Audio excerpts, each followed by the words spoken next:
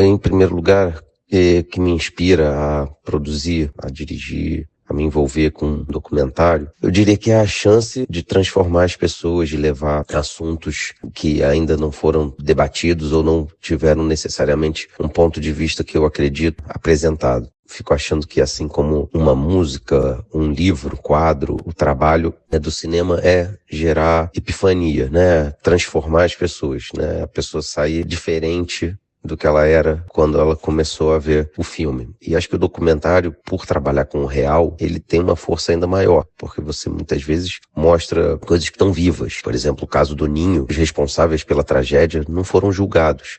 Então eu entendi que fazer um trabalho sobre aquele assunto, por mais doloroso que fosse, era a chance de jogar luz sobre um assunto que estava ali escondido debaixo do tapete pelo Flamengo, né? E a justiça precisava se mexer. Infelizmente não se mexeu, nem depois da série. As histórias que me cativam, que me interessam, em geral são assuntos que eu tenho alguma relação. Né? Por exemplo, o futebol, né? Por um lado, eu tenho algum interesse no assunto e por outro, pensar que tratar daquilo ali é relevante para outras pessoas, né? Eu sempre gostei de futebol, sempre. Por jogar futebol, por assistir futebol e por falar de futebol. Eu sou de um tempo em que eram raríssimos os filmes de futebol. Na minha infância, na minha juventude, era muito difícil ver alguma coisa. Tinha, sei lá, Isto é Pelé, Garrincha Alegria do Povo e tal. Basicamente era isso. E me incomodava muito uma coisa assim, meio intelectualizada do cinema brasileiro, de entender o futebol como um assunto menor. E também me incomoda até hoje o discurso de que não se deve misturar futebol e política, não se deve misturar futebol com outros assuntos. O futebol é parte da sociedade. Por exemplo, a gente fez Geraldinos, a gente estava falando do processo de gentrificação do Maracanã, de elitização ali do estádio e do entorno, mas a gente estava falando de coisas maiores também, né?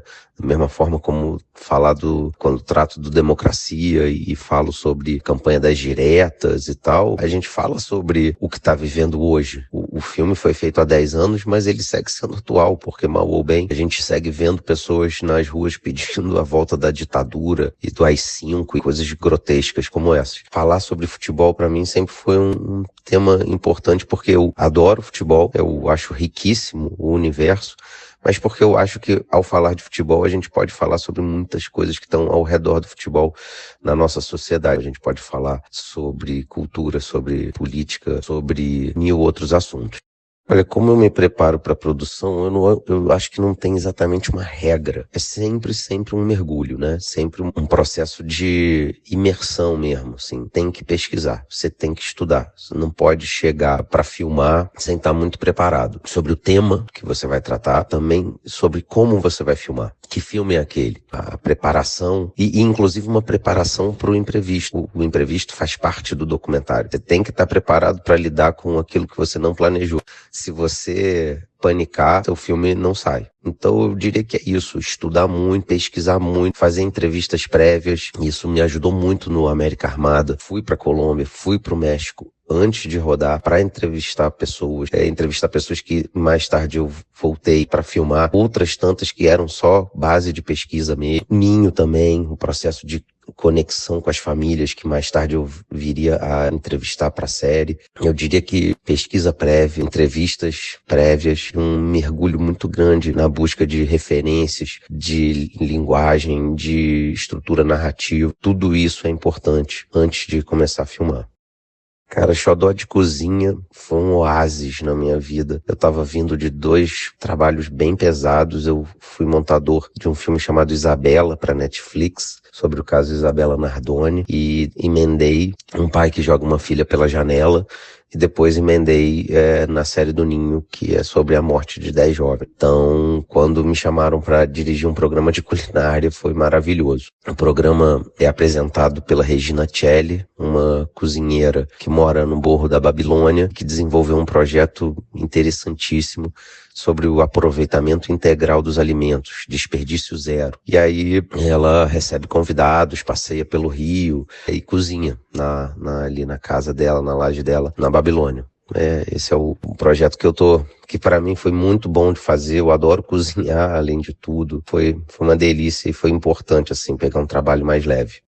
Eu estou num processo de desenvolvimento de novos trabalhos, apresentando, correndo atrás, escrevendo, pesquisando, nada ainda muito concreto. Eu estou também editando uma série dirigida pelo Walter Salles sobre o Sócrates, que vai sair no ano que vem, e tem alguns outros trabalhos meio engatilhados de edição, mas de direção tem algumas coisas assim que eu não posso ainda contar muito, mas é isso. Esse processo, esses ciclos gigantescos que envolvem qualquer trabalho de direção de documentário, né? Encontrar um tema, pesquisar sobre o tema, saber qual é o recorte daquilo, como que você vai contar, quem vai contar, quais são os teus potenciais entrevistados, se você tem material de arquivo ou não, e assim por diante. E o próximo trabalho que deve estrear é uma série sobre 10 clubes, 10 maiores torcidas do mundo, chamado Alta Fidelidade, uma série para o Sport TV e Globoplay. Rodamos no México, na Itália, Espanha, Argentina e Brasil para falar sobre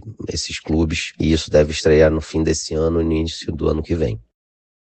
Eu sou editor de documentário antes até de ser diretor de documentário. Eu comecei no cinema fazendo assistência de edição e me encantei com a ilha de edição e com as possibilidades dentro de uma ilha, principalmente no documentário, né? Que é onde você realmente constrói o filme. E eu acho que essa experiência é fundamental. Eu tenho certeza absoluta. É uma experiência fundamental. O quanto ter um olhar de editor, saber como se constrói um filme na ilha, me ajuda a saber o que eu preciso filmar. Às vezes você não precisa filmar tanto e às vezes você não pode voltar para a ilha sem ter determinadas coisas. Um depoimento, uma imagem ou o que quer que seja. Ir pro set com a cabeça de editor é muito bom, me ajuda muito. E eu já tô aí fazendo isso há um tempo. Já editei alguns longas, por exemplo, Cidadão Boylessen, Vou Rifar Meu Coração, o Isabela, que eu mencionei há pouco tempo, pra Netflix, Relatos do Front. Editei também série do Bussunda pro Globoplay, editei série do Romário pra Max, tô editando agora essa série do Sócrates para Globoplay também. É isso, fico variando entre trabalhos como editor e como diretor, felizmente.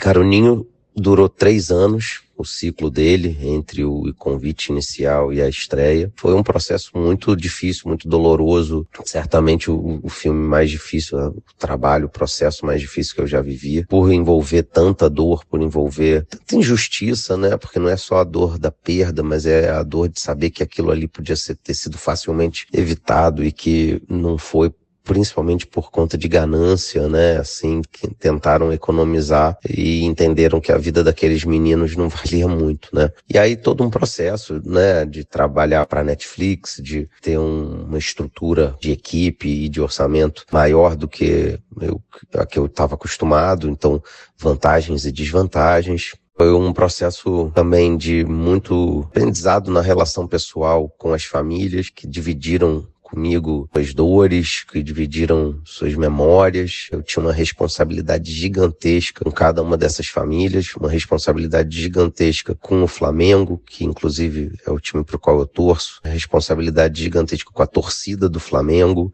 Não foi um processo fácil. Tive burnout, tive crise de pânico, tive 1000 situações, porque a cabeça também, se a gente não cuida, ela vai pra cucuia, né? Mas é isso, a série nasceu, segue repercutindo aí, volta e meia alguém vem me contar que assistiu, que gostou, que não sabia de tantas coisas que estão exibidas ali na série e assim por diante, né? Eu acho que, de alguma forma, isso compensa, né?